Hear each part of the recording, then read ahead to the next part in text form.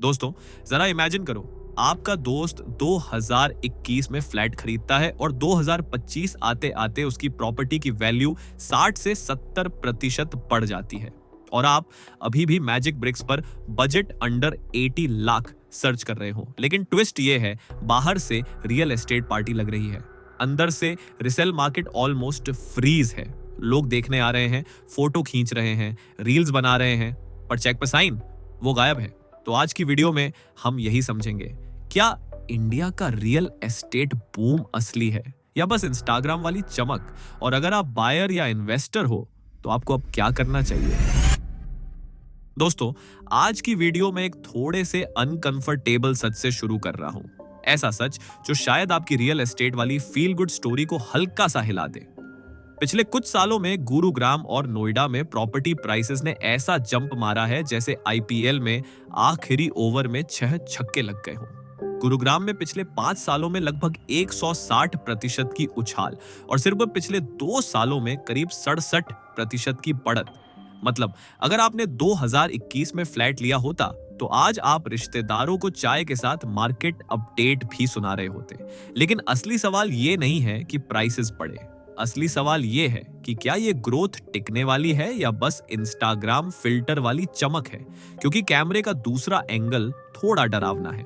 बाहर से सब ग्लॉसी लग रहा है, luxury tower, shiny lobby, sir last unit left वाली कॉल्स, लेकिन अंदर से रिसेल मार्केट लगभग फ्रीज हो चुका है।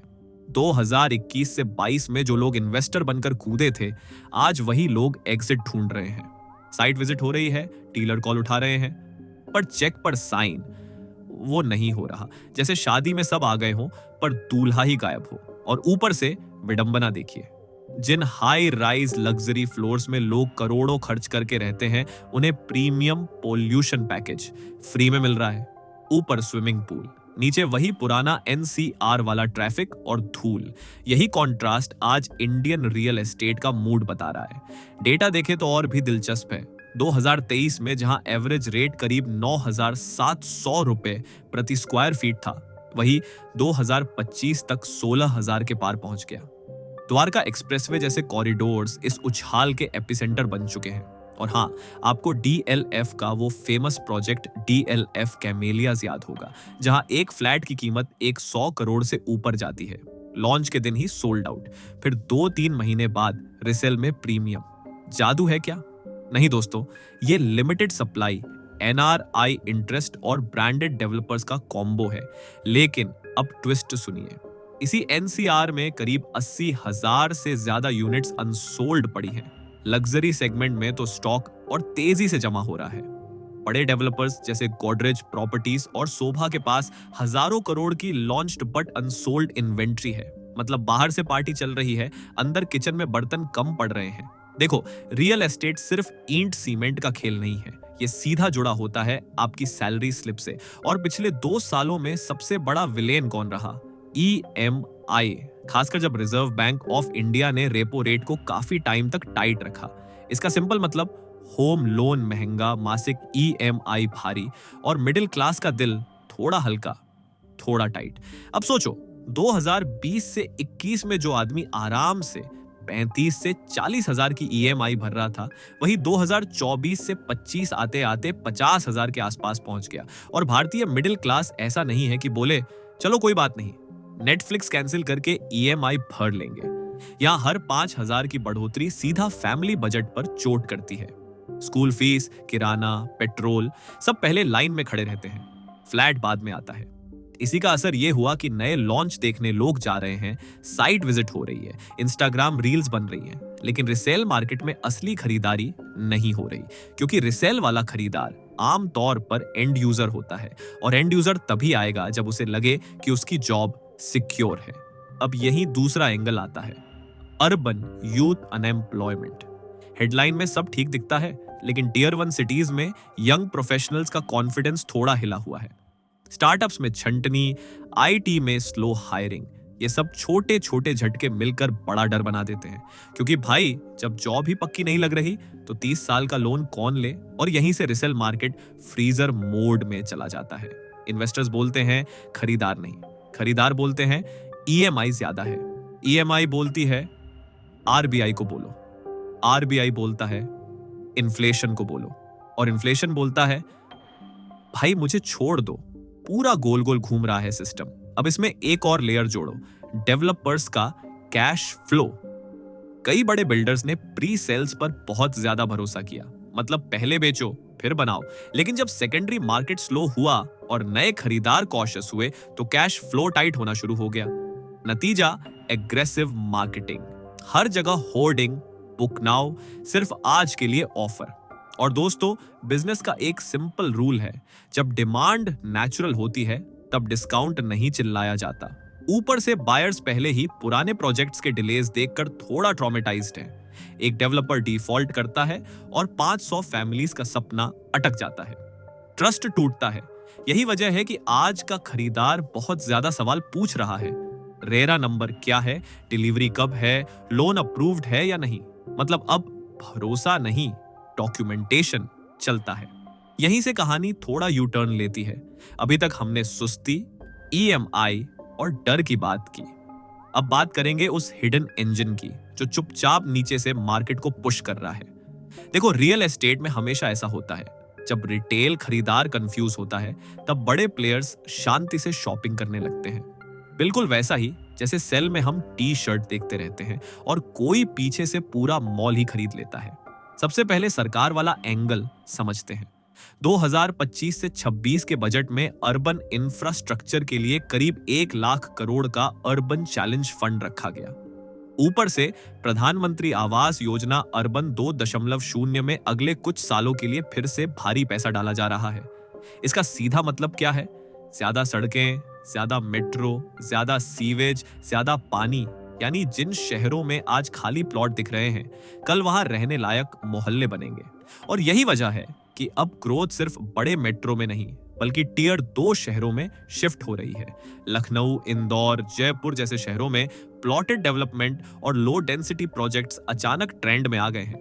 लोग बोल रहे हैं, भाई 3 करोड़ का 3 BHK लेने से अच्छा है 80 लाख में पूरा घर ले लो और थोड़ी शांति भी। Fair point. अब आते हैं मॉनेटरी ट्विस्ट पर। जून 2025 में रिजर्व बैंक ऑफ इंडिया ने रेपो रेट में 50 बेसिस पॉइंट्स की कटौती की। सुनने में छोटा लगता है, लेकिन ईएमआई वाली जनता के लिए यह वैसा था जैसे गर्मी में अचानक ठंडी हवा चल जाए। साइट विजिट्स बढ़ी, रजिस्ट्रेशन में हल्की सी तेजी आई और मार्केट का मूड थोड़ा पॉजिटिव हुआ। लेकिन असली गेम यहां नहीं है। असली गेम है विदेशी पैसा। अगर सच में कोई बबल बन रहा होता तो सबसे पहले स्मार्ट इंटरनेशनल इन्वेस्टर्स भागते, पर 2025 में उल्टा हुआ। इंडियन रियल एस्टेट में फॉरेन प्राइवेट इक्विटी करीब $3.1 बिलियन तक पहुंच गई। मतलब बाहर के बड़े फंड्स बोल रहे हैं, हमें इंडिया पर भरोसा है। और इसी लाइन में एक बड़ा नाम है, ब्लैकस्टोन। ये लोग पहले ही भारत में लाखों करोड़ डाल चुके हैं और खुलकर कह रहे हैं कि आने वाले सालों में और पैसा लगाएंगे। अब सोचो, ये लोग भावनाओं में इन्वेस्ट नहीं करते, एक्सेल शीट में करते हैं। साथ ही कमर्शियल रियल एस्टेट भी जोर पकड़ रहा है। Office space, coworking, logistic parks, data centres 2024 से 25 में ऑफिस लीजिंग रिकॉर्ड लेवल पर पहुंची। कोवर्किंग स्पेस में तो लगभग 50% सालाना ग्रोथ दिखी। मतलब सिर्फ घर नहीं बिक रहे, काम करने की जगह भी तेजी से भर रही है। और ये सब मिलकर एक बड़ी बात बताते हैं, रियल एस्टेट अब सिर्फ घर खरीदो बेचो वाला सेक्टर नहीं रहा। ये अब पूरे इकोनॉमी का बैकबोन बन रहा है। जॉब्स, कंजम्पशन, क्रेडिट साइकिल सब इससे जुड़ा है। अब तक हमने देखा एनसीआर में रिसेल स्लो है, ईएमआई भारी लग रही है, खरीदार कॉशियस हैं, लेकिन साथ साथ सरकार पैसा डाल रही है, विदेशी इन्वेस्टर्स एंट्री ले रहे हैं और कमर्शियल रियल एस्टेट उड़ान भर रहा है। अब इसमें आखिरी और सबसे जरूरी लेयर जोड़ते हैं, हाउसिंग शॉर्टेज। देखो भाई, इंडिया में हर साल जितने घर बनने चाहिए उतने बन ही नहीं रहे। सिंपल भाषा में समझो, डिमांड 5 है, सप्लाई 3, बाकी 2 कहां जाएंगे? यही तो असली गेम है। आज की डेट में अर्बन इंडिया में करीब 1 करोड़ घरों की कमी मानी जाती है और 2030 तक सिर्फ पॉपुलेशन ग्रोथ अब्सॉर्ब करने के लिए हमें 2.5 करोड़ नए अफोर्डेबल घर चाहिए होंगे। ये गैप ओवरनाइट पूरा नहीं होता। इसी वजह से लॉन्ग टर्म में डिमांड का फ्लोर बना रहता है। चाहे शॉर्ट टर्म में मार्केट थोड़ा ऊपर नीचे क्यों ना हो, यानी अगर आप सिर्फ आज की सुस्ती देखकर बोल रहे हो भाई सब खत्म हो गया, तो जरा ब्रेक मारो। ये वही चीज है जैसे जिम में 2 दिन नतीजा ना दिखे और आपको बोल दो फिटनेस स्कैम है। अब एक और इंटरेस्टिंग बात, आज का खरीदार 2021 वाला खरीदार नहीं है। तब लोग FOMO में बुक कर रहे थे, अरे अभी नहीं लिया तो महंगा हो जाएगा। आज वाला खरीदार पूछ रहा है डिलीवरी कब, लीगल क्लियरेंसेस हैं या नहीं, रीसेल पोटेंशियल क्या है।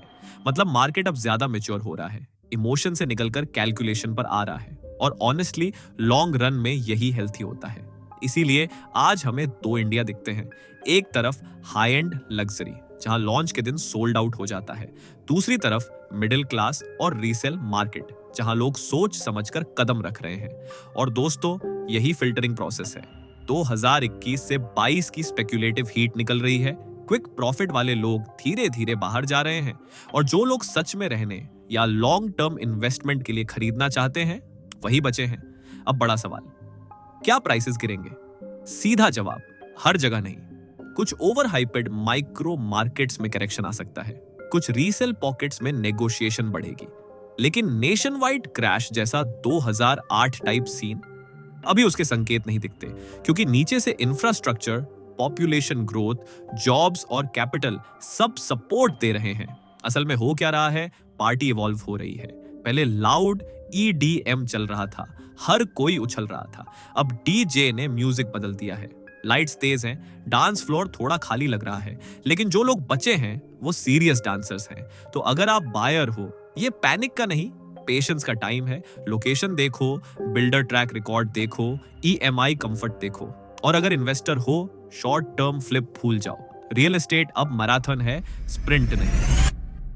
तो भैया फाइनल कंक्लूजन बड़ा सिंपल है, रियल एस्टेट की पार्टी खत्म नहीं हुई, बस गेस्ट लिस्ट बदल गई है। अब नॉइस कम है, डेटा ज्यादा है, स्पेकुलेशन कम है, प्लानिंग ज्यादा है, और ऑनेस्टली यही सस्टेनेबल ग्रोथ का साइन होता है। अगर आपको ऐसी डीप डाइव ग्राउंड रियलिटी वाली बातें पसंद आती हैं, वीडियो को लाइक करो, कमेंट में अपनी सिटी का नाम डालो और चैनल को सब्सक्राइब कर दो। मिलते हैं अगली वीडियो में किसी और बड़े टॉपिक के साथ। तब तक स्मार्ट रहो, फोमो से दूर रहो।